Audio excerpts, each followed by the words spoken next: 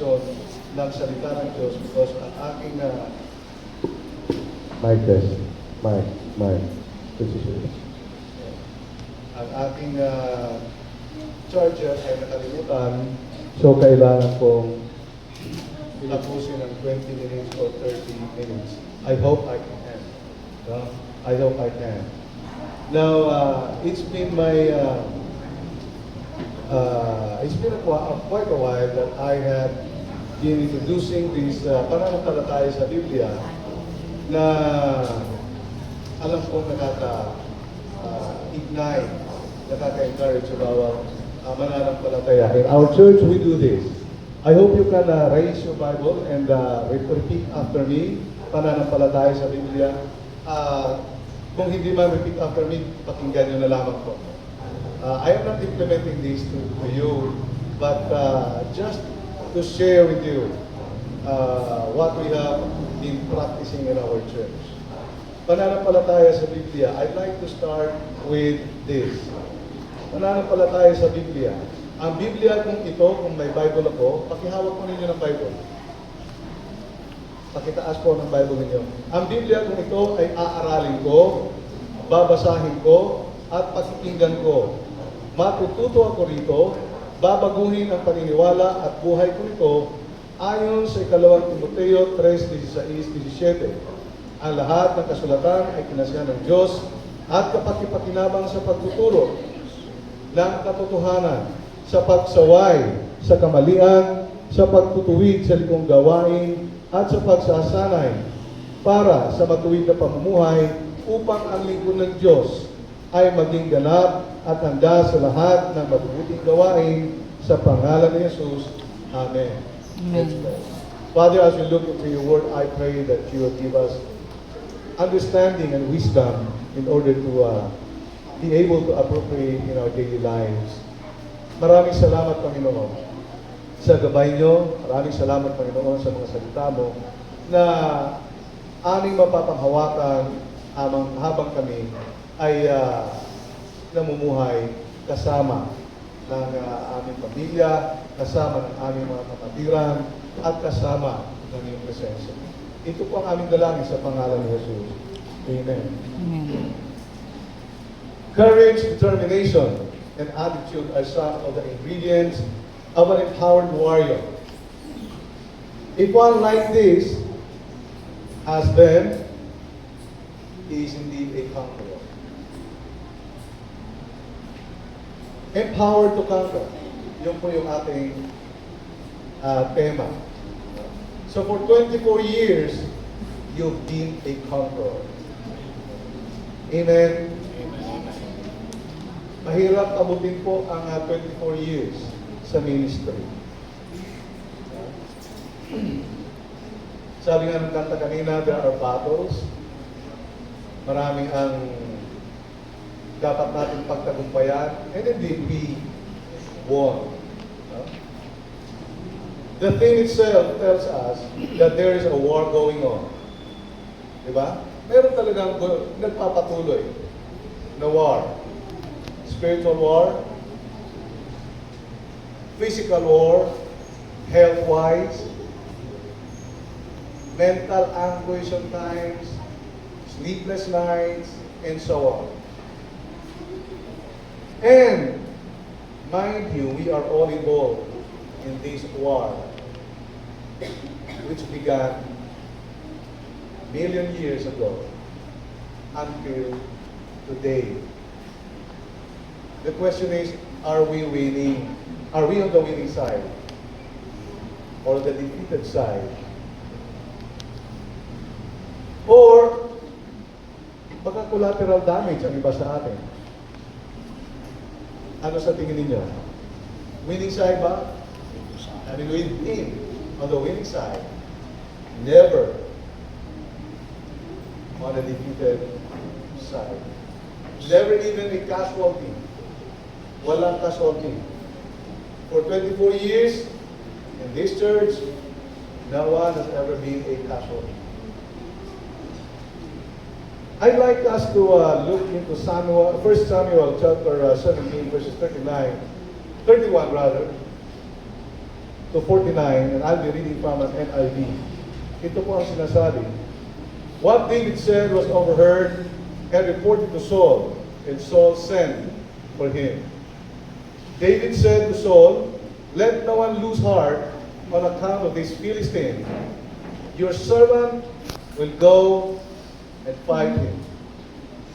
Saul replied, you are not able to go out against this Philistine and fight him. You are only a young man, and he has been a warrior for his youth. But David said to Saul, your servant has been keeping his father's sheep.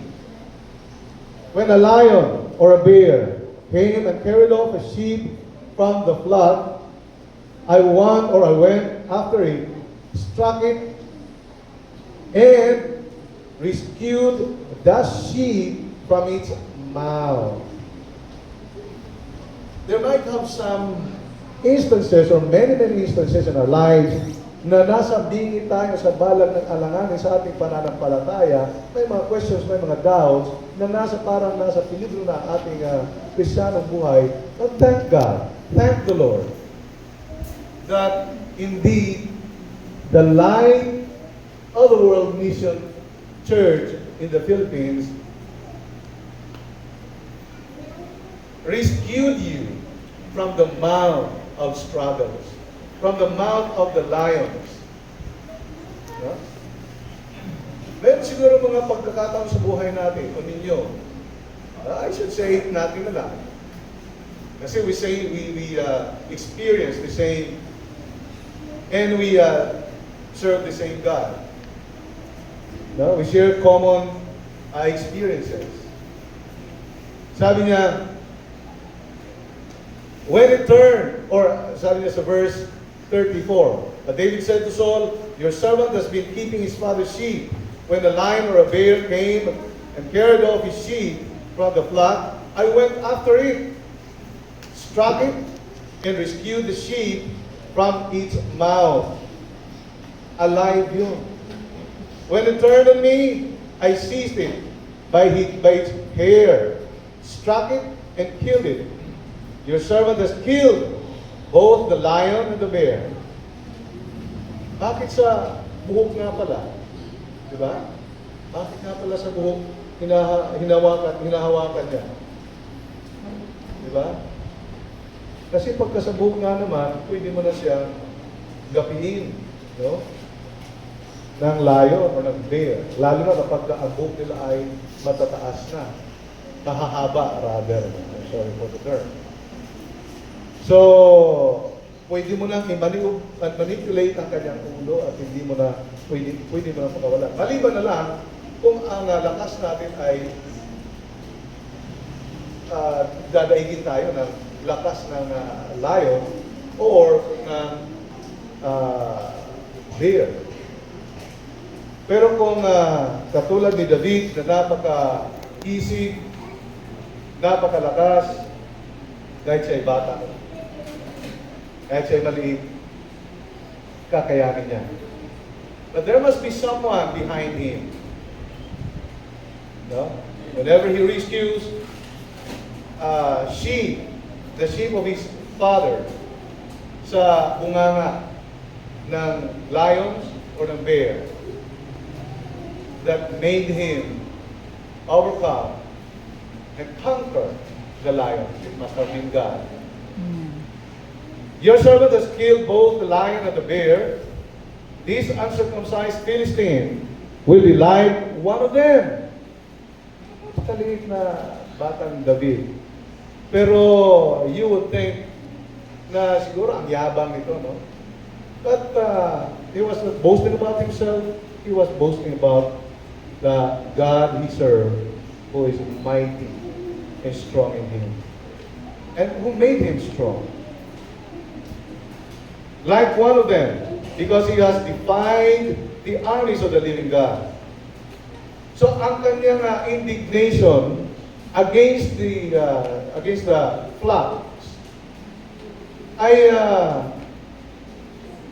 indignation na parang sa Panginoon to come against the warrior or the mga kalaban na nais na gumapi sa mga sheep ng kanyang tatay.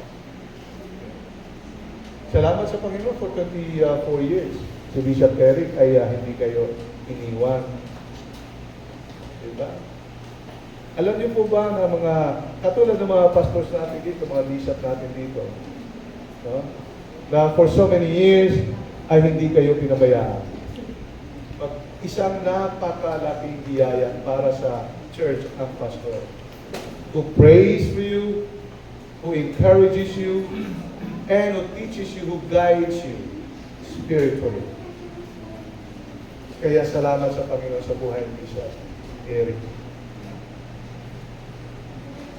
The Lord who rescued me from the paw of the lion and the paw of the bear will rescue me from the hand of the Philistine. Ito ang pinagmamalaki niya. Na kahit na sa bunganga ng leon at ng bear, there's someone out there, there's someone with me, beside me, alongside, who will help me fight these Philistine Goliath. Saul said to David, "Go and the Lord be with you." Then Saul dressed David in his own tunic. He put a coat of armor on him and a bronze helmet on his head. David fastened on his sword over the tunic and tried walking around because he was not used to them. Sabi ni David, aawain ko, lalabanan ko siya. Kahit pamalaki siya, I have God who is greater than him. So sabi ni Saul, okay, sige, suot mo na itong armor. Sabi niya, parang hindi ako sanay. Mabigat. Kasi nga, ang damit na panglaban noon ay hindi yung damit na katulad ng mga sundalo ngayon na camouflage. Kung meron man ngayon yung mga bulletproof, ito dati kasi ang suot-suot ng mga warriors ay talagang bakal, mabigat. So hindi kakayanin ni David. Sabi niya, hindi ako sanay at hindi ko kaya. Sabi niya, kaya ano na lang, I cannot go in this. Sabi niya, hindi ko kaya to. He said to Saul, because I am not used to them. So he took them off, then he took his staff in his hand, chose 5 smooth stones from the stream. Remember the 5 smooth stones. Mamaya.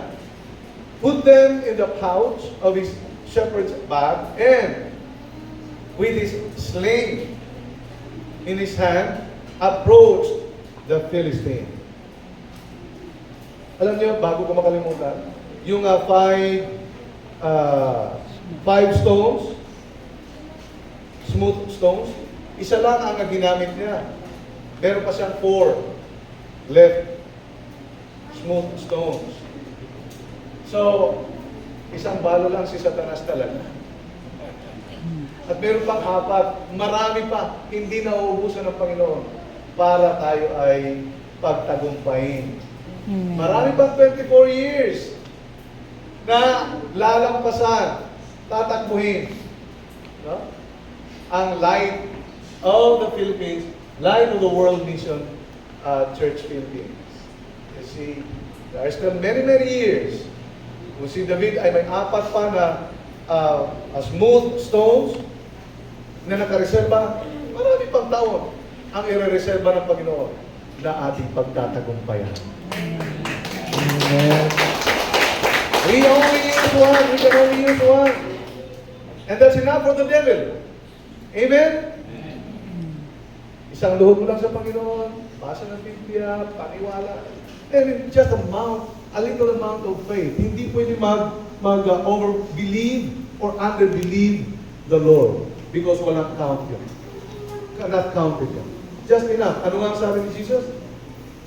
Maliit lang, katulad ng buto ng mustasa ang pananampalataya at pananalig natin sa Panginoon.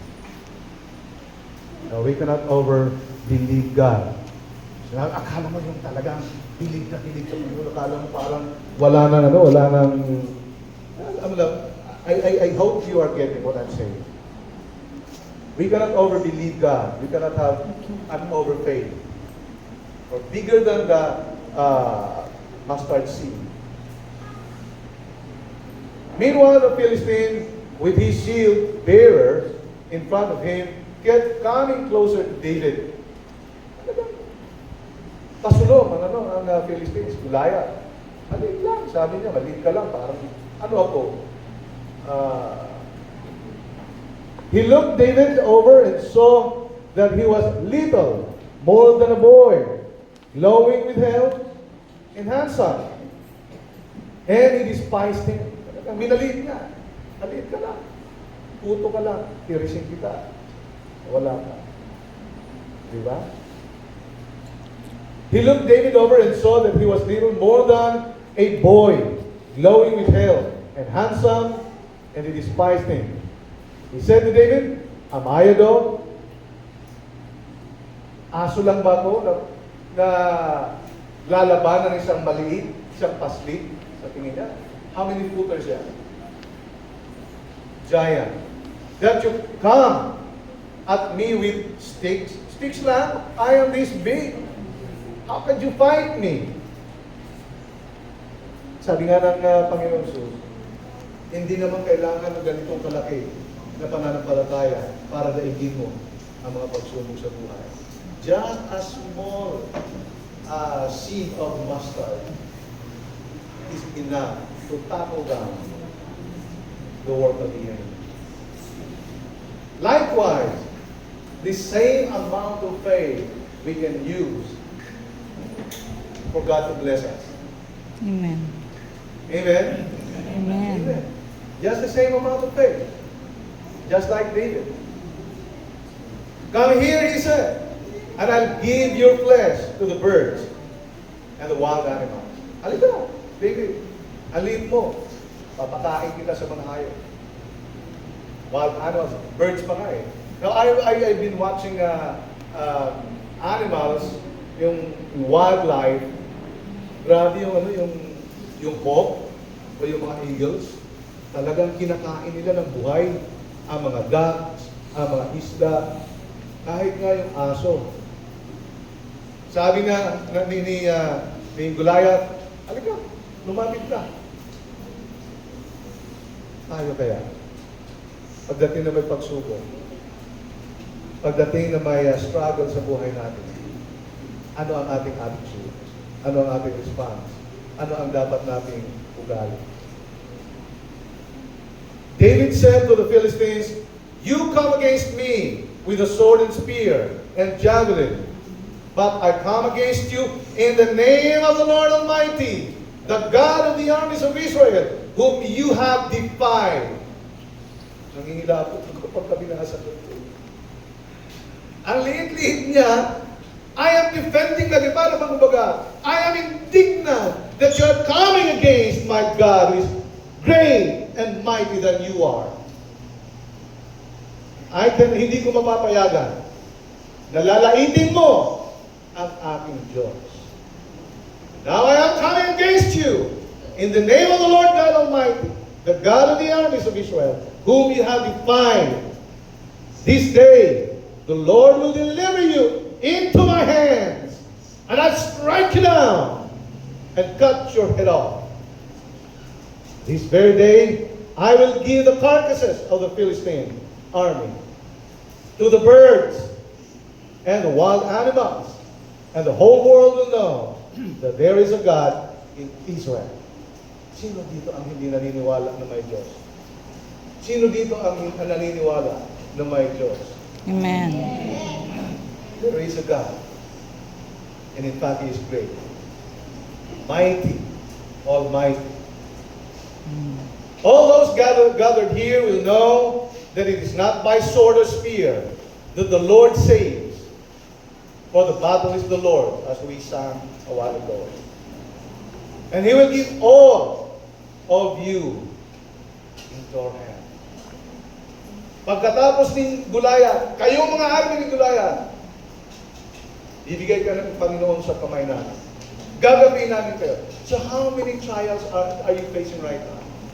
And how big these trials are you facing right now? Kami meron kami mag-asawa, pamilya. Merong napakalaki kaming kinakaharap ngayon.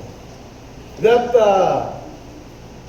a month ago, or less than a month, halos straight 1 week hindi ako makatulog, pero hindi ko pinabayaan, hindi ko inistorbo ang asawa ko kasi sabi ko, di balik ako na muna ang makaramdam nito kaysa sa kaming dalawa na. How many ang mga pagsubok? Ilan-ilan ang mga pagsubok na kinakaharap? Ha? At ano-ano ang mga ito? Wow. What verse am I now? This day the Lord will deliver you into my hands, or into my hands, and I'll strike you down and cut your head off. Verse 47 of that. All those gathered here will know that it is not by sword or spear, though the Lord saves, for the battle is the Lord, and He will give all of you into our hands. Lilipulin namin kayo in the name of the Lord. And the Philistine moved closer to attack him. David ran quickly toward the battle line to meet him. Reaching into his bag and taking out a stone, he slung it and struck the Philistine on the forehead. The stone sank, lumubog. Nung tumama dito, lumubog into his forehead, and he fell face down on the ground. This is the word of the Lord. This is a story of David and Goliath, as we all know. David won the battle while the giant, blasphemer, uncircumcised Goliath was defeated. Now the young boy, David, got his warrior training when he was a shepherd of his father's flocks. His training was intense, extensive, and empowering, making him prepared to face the danger in any case at any given time. Sino sa atin ang dumadaan sa Christian training na intense, extensive, empowering? Yes, last na yun. Pag nag-go through mo yan, yung mga intense na training sa Christian life mo, extensive na training sa buhay mo, you will be empowered. At ano ang magagawa kung ikaw ay empowered? Ano ang magiging effect? Of course, you will conquer. Amen. You will be victorious. Amen. Making David and us prepared to face danger in any case at any given time.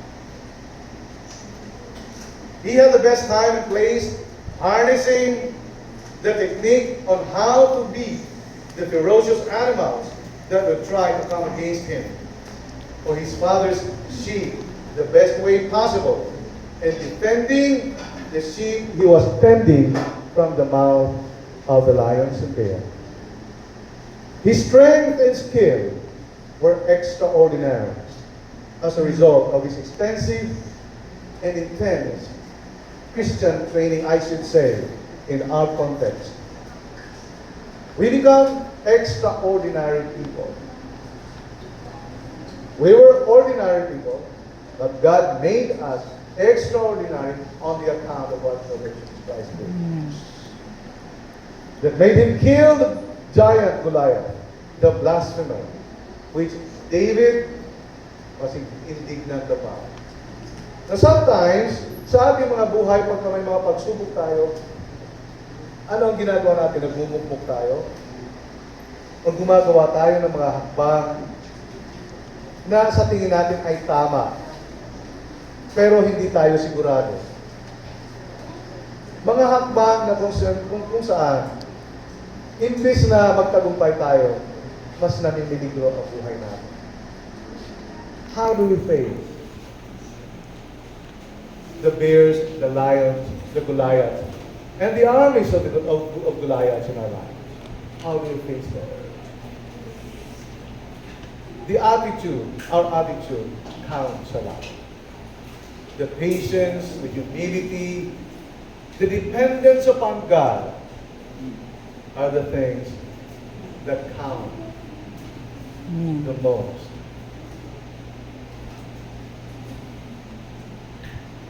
Extraordinary that made him kill the giant Goliath. His life training made him an overcomer, conqueror in the name of the Lord God Almighty. This is generally God's pattern for preparation. Kapag meron tayong mga pagsubok na pinagdadaanan, mga challenges sa buhay, alam niyo, preparation lang po yan for the greater ones that are ahead of us. The tendency kasi sometimes sa atin ay gumi-give up na tayo, sumusurrender na tayo. Nagre-reklamo na tayo. Bakit tayo? Kasi kasama din ako doon. Di ba? Kung minsan, nagre-reklamo tayo. Pero hindi naman siguro kalabisan kung magsabi tayo, Lord, hindi ko na kaya, pwede ba padalan mo ako, bigyan mo ako ng another strength? Sabi mo, may 4 pa na ba ito? Bigyan mo ako. Ay, nandun kay Ding. Inilipad na ni Darna. Kay Ding. Nasa iyo, Lord. Nasa iyo, Lord. Diba? So this is generally God's pattern for preparation. He calls us to be faithful, right where we are, and then use our faithfulness to accomplish greater things. A quitter never wins. The winner never quits. And we are not called, we were not trained by God to just be quitters in the midst of trials. Now, in order for us to be empowered conqueror like David, there has to be one. Extensive training. Train to learn and master a skill. Second, in order for us to be empowered and conqueror like David, there has to be something to learn to track the core. Track sa Tagalog, subaybay. Pero I made a little twist of it. Imbis na subaybay, ginamit ko siya asinta. Learn to track the core. Core means yung talagang you hit the mark. May kaaway, you hit the mark. Ano ba ang problema talaga? Kung sasakit pa sa doktor, i-roll out ng doktor kung ano ang cause ng sakit as a sister was relating or testifying is her healing. Learn to track the core. In Tagalog, aralin ang pag-asinta. Yun ang ginawa ni David eh. Nag-training siya kung paano niya asintahin, paano niya gapiin ang mga bears at ang mga lion. Eh hindi lion ang dumating sa buhay niya. Hindi bears ang dumating sa buhay niya. Si Goliath at ang vast army of the Philistines. Ang galing ng kanyang pagkakaaral kung paano siya umasinta sa problema. Number 3, in order for us to be empowered and conqueror like David, there has to be an aim to triumph. Do not engage in battle half-hearted, but aim to triumph. Extensive training, let's go number 1. Train to learn and master a skill. Di ba sinabi ng Biblia, hindi tayo dapat ang minamaster ng problema na parang sunod-sunuran tayo sa mga pagsubok. Hindi. Hindi tayo ang dinidiktahan ni Satanas. Unang problema, unang ano pa mga struggle sa buhay, tayo ang nagdidikta kung paano natin sila harapin. We have to master. And that's a skill. It requires time, space, resources, wisdom. These are the requirements in order for us to get extensive training.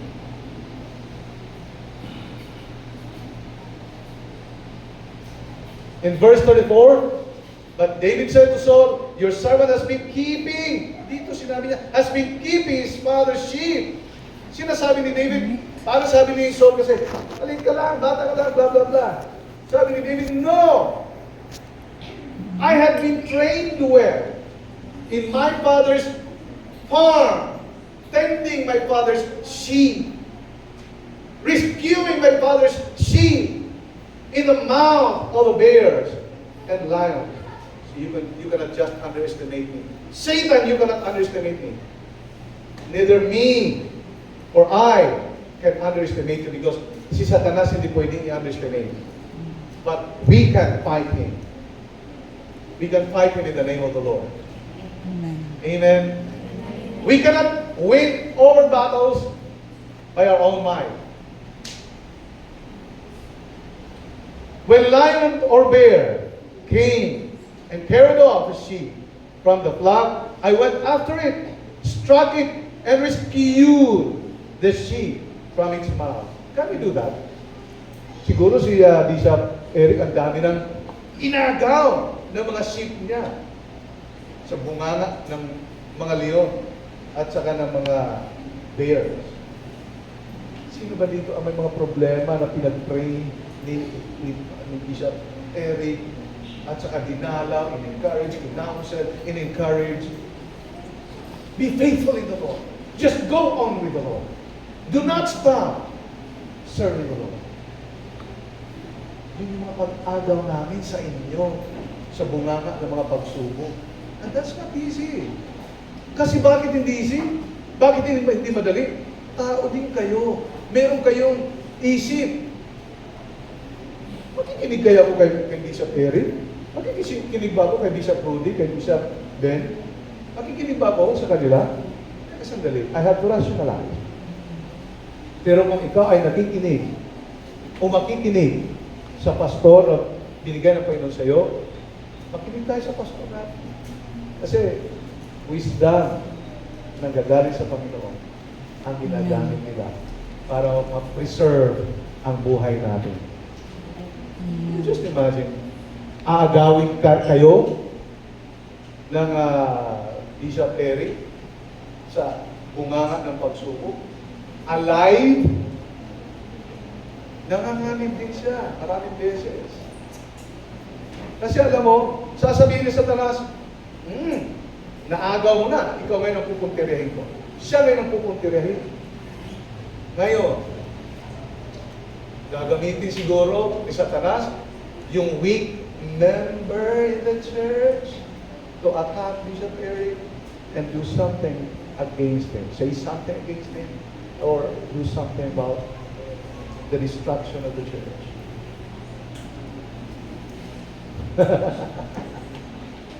Diba? Hello? Well, I was only 21 years old when I started pastoring. When I pastored in church. At ang aking mga miyembro ay mga matatanda. The first church that I pastored ay sa barangay ko namin sa Marina.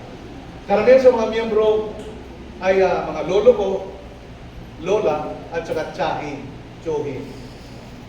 Both sides, sa father at saka sa mother side. Sometimes, dahil siyempre, apo lang nila ko, or pamangkin nila ko, parang hindi sila nakikinig sa akin. Pero sabi ni Pablo kay Timoteo nga, do not let others look down on you because you are young, but set an example in everything that you do, in every word that you speak. You see. But thank God, until now, I still stand by the grace of God, serving the Lord. Amen. Winning battles, sometimes losing battles, but thank the Lord. Here is you. Amen. Amen. There are battles that we lose. But thank the Lord. God did not give up on us. Amen. Now, back to the point. Extensive training. Dahil na-inculcate sa ating mind, sa ating spiritual lives, ang training na binigay ng Panginoon sa atin, ang mga gabay niya, ang mga salita niya, no, hindi ko gagawin ang manira, hindi ko gagawin, ang mga bagay na ito, masama ito. Ang training ko sayang. Diba? I will not backslide. Hindi ako matitisod kahit kanino. Ang training ko, mas pinapahalagahan ng Panginoon at mas mahalaga. Ang experience ko. Oh, paano ko nga ba napagtagumpay niya? It was not me, it was God. So train to learn and master a skill. How? Get into the scenario. Pumasok ka doon sa kuweba ng kuweba ng mga leon para maranasan mo kung paano magprotekta ang Panginoon sa atin. I mean, we don't dare. We should not dare the devil. Meron mga palabas yung daredevil. Ganun. I do not know what's the story of it. Kasi hindi ako masyado nakakapanood ng mga palabas. Pero from the title itself, daredevil, parang do not dare the devil. Stand your ground. Sabi nga ng New Testament ni Paul, stand firm. The devil is roaring. It's like a roaring lion, looking for someone to devour. Diba? So master the skill of the weakness. Sabi nila, ng lion, isa taras. Sabi nila, ang mga anak ko, alam ng mga anak ko yun eh. Nag-uusap kami tungkol sa wild animal. Sabi ng mga anak ko, mga babae pa yun. King of the jungle daw siya, yung lion. Yes. Pero mas mahina daw ang kanyang katawan kumpara sa ano bang animal na sinasabi nila na mas malakas. No? So mas maganda yung ganon. Stand firm. And after you stand firm, submit yourself to the Lord. Resist the devil. And he will be defeated.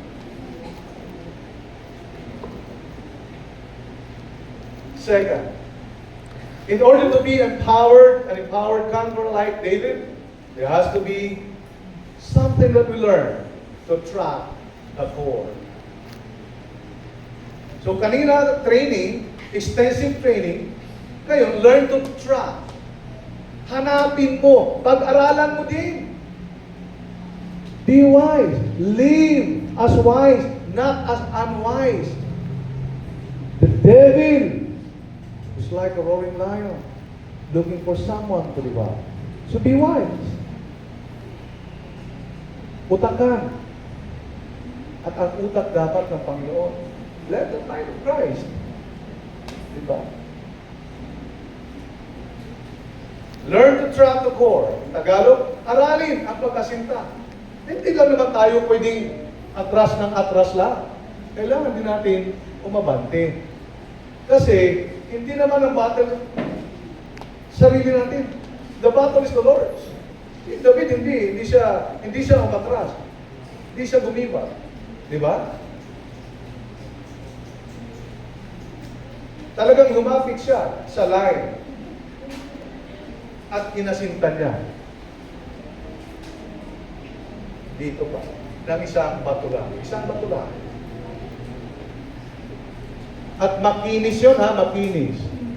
Ibig sabihin na meron tayong mga pinakikinis, meron tayong hinahanap at tinitingnan ng mga bato, instrumento, Word of God dapat makinis, prayer makinis, buhay natin makinis para pag nakita ng Satanas, matatakot siya. Ang kinis ng bato ni Bishop Eric, pag tinamaan ako dito, talagang lulubog. Diba? Pakinisin natin ang buhay natin sa harapan ng kaaway. There are many opportunities for us to win. For us to win the battle. Ang meaning ng trap sa Oxford Dictionary, follow the course or trail of someone or something. Follow follow, subaybayan. Subaybayan. Subaybayan mo, aralin mo. Saan ba ang in and out? Ins and outs ng kaaway, ang mga pagsubok. By them, mamamaster na natin. Ito pagsubok na. I may be affected, but it will only be for a while. It will not last long. Tansya ko dito, siguro mga isang buwan, okay na ako. Ang pagsubok na ito, okay na ito. Then move forward. Move on. Patuloy tayo. Typically, in order to find them or know their location at various points. Alam ba natin ang mga tuta ng kaaway? Well, hindi na natin kailangan. Alam niyo mga kapatid, nung nag-pastor ako sa barrio namin, alam ko puta talaga yung ng demonyo. Kasi kahit sa mga panaginip ko lahat, nakikita ko ang mga ribulto at kung ano-ano pa. Hindi ko na ilalayo ang tatay at lolo ko ay manggagamo. So doon sa baryo namin, sa bundok talagang nagdadasal yung lolo ko. May tatay ko. Hindi na tutuklaw ng ahas yung tatay ko. Hindi siya, ang ahas ang namamatay sa tatay. Sa lolo ko naman, ang lolo ko ang nagpagaling sa akin dito itong poknat dito. Yan. Pinakita ko pa talaga.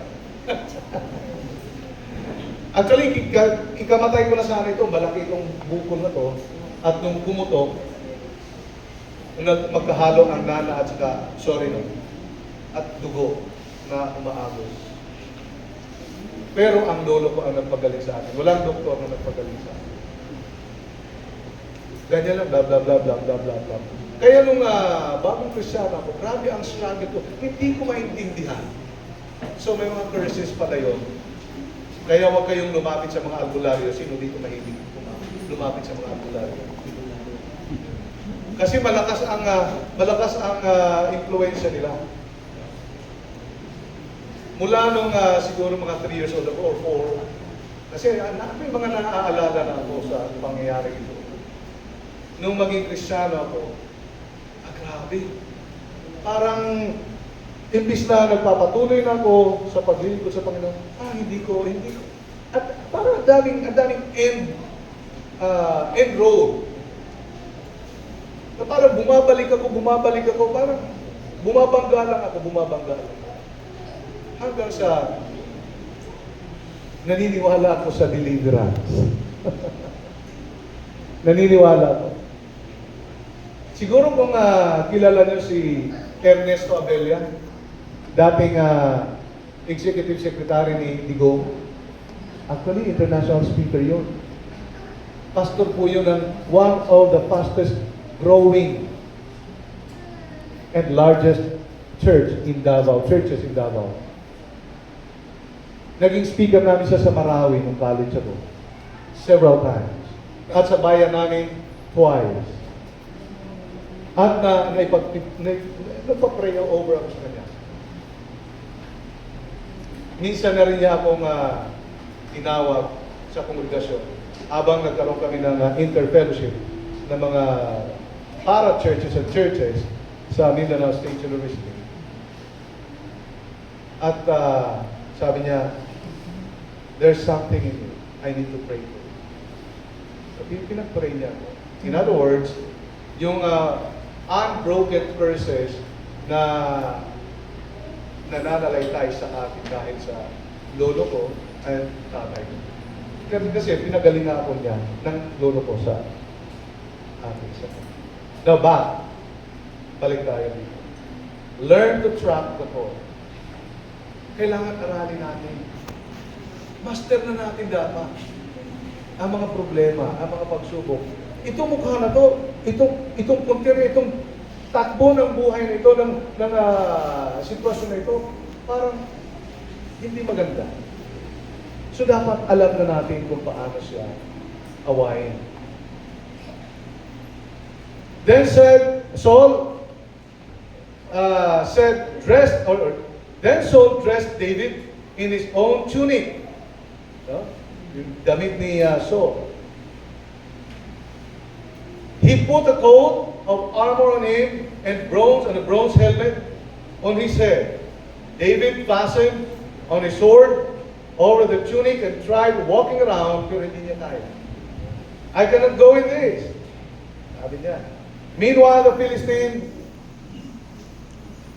with his shield bare in front of him, kept coming closer to David. So in other words, in short, talagang nilalapitan siya. Tayo din, lapitin tayo. Lapitin. Sino dito ang lapitin? Ako, layuin. Sino dito ang lapitin ng pagsubok? Lumapit si palapit na papalapit si Goliath. Pero si David hindi siya natinag. Alam niyo, kuminsan kasi nakakatinag naman ang pagsubok talaga. Ang mga problema sa buhay. Kuminsan halos nagkakaroon na tayo ng anxiety.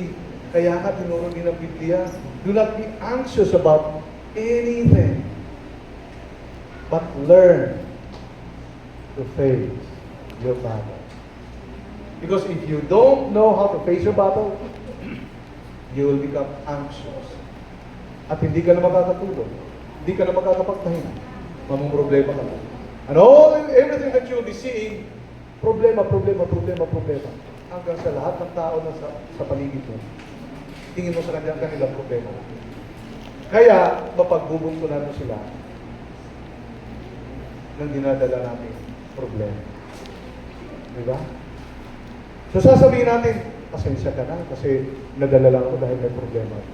Pero damage has been done. Now I say sorry. I say sorry. Pero there's still another time, there's still a chance for us to be able to master and learn para asintahin siya. Ang kwento ito, sabi ng kwento, talagang nag-grow sila, nagpakabot sila sa line. Pero, bago pa si Goliath makahit kay David, inasintan niya na dito. At ang sabi pa nga ng binasa natin, talagang gumaon ang bato dito sa kanyang loob. Kaya ba natin nasintahin si Satanas? Kaya ba natin nasintahin ang mga problema natin? Ang mga weakness natin. Kuminsan kasi, okay yung kalaban natin from the outside eh. Pero pagka ang kalaban ay inside, it's so hard to resist. But again, the same principle should apply. The same principle should be applied. Kailangan natin learn to trust the Lord. Learn. Kailangan natin pa rin asintahin ang ating mga sariling cross sa buhay. Kailangan natin bitbitin. Kailangan natin daily. David said to the Philistines, "You come against me with the sword and spear and javelin, but I come against you in the name of the Lord God Almighty." So ito naman pala ang pinaka-key dito. I don't come just by my own strength, but I am coming against you in the name of the Lord. I have mastered fighting you because of my Lord. I have mastered the skill of coming against you because the Lord taught me how. Tinuruan ako ng Panginoon kung paano. This day the Lord will deliver you into my hands, and I'll strike you down and cut off your head. This very day I will give the carcasses of the Philistine army to the birds and the wild animals, and the whole world will know that there is God in Israel. Paano natin pinapakilala ang Panginoon at sa panahon ng mga pagsubok? At paano natin kinikilala? Paano natin nire-recognize ang Panginoon, ang galaw niya, ang gawa niya sa buhay natin?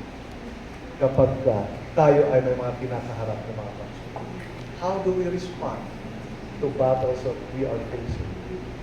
The trials that are hindering our way. Paano natin sila ina-address?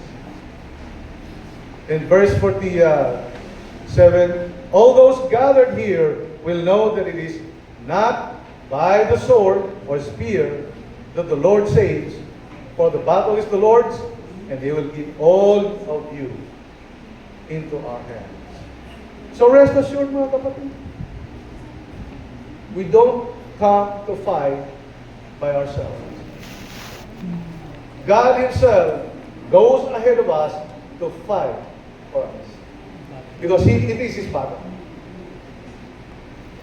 David actually was just an instrument to be shown to us that we can also do the same thing. That it's God who went ahead of David so that Goliath would die in the presence of his army and in the presence of the Israelites. Amen. Number 3. In order for us to be able to get empowered and become conqueror like David, we have to have an aim to triumph. Kailangan, tandaan po natin, we are on the winning side. You have won the victor's crown. Who knows this song? Gusto ko yung kanta, no? Bago siya. Diba? Jesus triumphed. And everything, every battle that was won by the people of God was caused by God. Was actually orchestrated by God. Was done by God Himself. Nakikita lang natin ang tao na gumagalaw. Tayo gumagalaw. At tayo ay kumikilos ayon sa dikta din naman ng Panginoon. So aim to triumph. Aim to triumph. Do not engage in battle half-hearted. Matatalo tayo. Masayang yung effort mo. Do not engage in battle without conviction. Eh kung si David walang conviction, sasabihin niya, sige, meron naman ditong damit na bakal, hindi na ako tatablan. Hindi. Sabi niya, hindi ko kailangan to. Hindi ko kailangan to. Kasi hindi half-hearted si David. Ang kanyang pananampalataya ay hindi Tagalog yung may tipak, hindi bawas, buo ang kanyang pananalig sa Diyos. Do not engage in any form of battle without personal conviction, without trust and faith. Otherwise, you will lose the opportunity of winning the battle. Verse 48, as the Philistine moved closer to attack him, David ran quickly toward the battle line to meet him. Reaching into his bag and taking out a stone, he slung it and struck the Philistine on the forehead.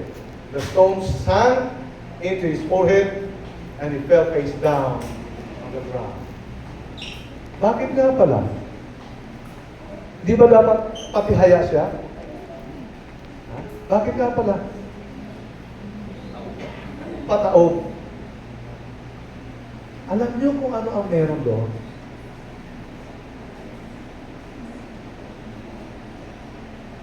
Malaking kahihiyan po yun. Malaking kahihiyan ang inabot ng mga Palestino na imbis na patihaya, pataob. Di ba? So huwag tayong mapahiya, huwag nating ipahiya ng Panginoon pagkos ang kaaway ang ating ipahiya. Pataobin natin siya. Di ba sinasabi natin, patataobin kita. Di ba yung mga nag-aaway? Malaking kahihiyan po yun pag may tumaob. Hindi sinasabing, patitihayain kita. Sa battle, sa labanan. Hindi pag pataob kasi malaking bagay yun. Di ba? Sino sa atin dito ang tumaob na? Natalo Dahil na. sa pagsubok. Natalo na. Natalo na. At hindi lang talunan. Inabot ng katakot-takot na kahihiyan. kahihiyan po kasi yun kapag tayo ay nakataob na, imbis na pagkahihiyan, di ba? Sa physics, alam niyo ba? Sa physics, ganun yung may explanation si physics, bakit siya ganun. Nakalimutan ko lang kasi hindi ako physics major. Pero narinig ko yun sa kaibigan kong kabatch ko na engineering. Engineer siya ngayon. Bakit nga pa patao at hindi patihaya? Something must be thought about it. Pero as I've said, malaking kahihiyan ang aabuti ng tao na sa labanan ay napataob siya. Diba?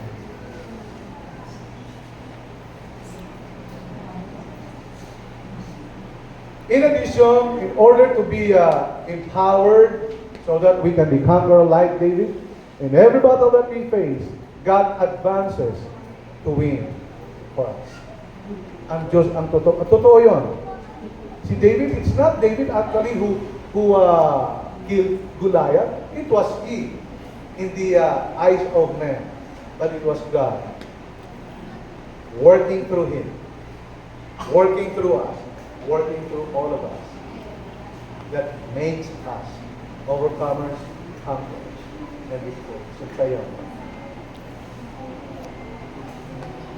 In every battle we face, we are not alone. Amen. God is with us. Paul teaches this same truth in Romans chapter 8, verses 28 to 29. Ang sabi ni Paul, and we know that in all things God works for the good of those who love Him. Gaano kalaki ang pagmamahal natin sa Panginoon, pag-ibig. Si David ganun na lamang ang pagmamahal niya sa Panginoon. Na kaya niya nilabanan at kaya niya hinarap si Goliath dahil nilalapas tanga ni Goliath ang Diyos niya. Can we have that defense of our God against the Goliath in our lives? Kaya na natin i-depensa ang Diyos natin. Kaya ng Panginoon i-depensa ang sarili niya. Hindi na Panginoon kailangan ng tao. Pero, sa tingin ninyo, pag nilapastangan ng Diyos natin, ano ang ating magiging action? Ano ang gagawin natin? Diba? Connected tayo sa Kanya. Siyempre, kung tatay mo yan, hindi depensa mo. Kung ang Diyos ang tatay natin sa langit, hindi depensa natin yun.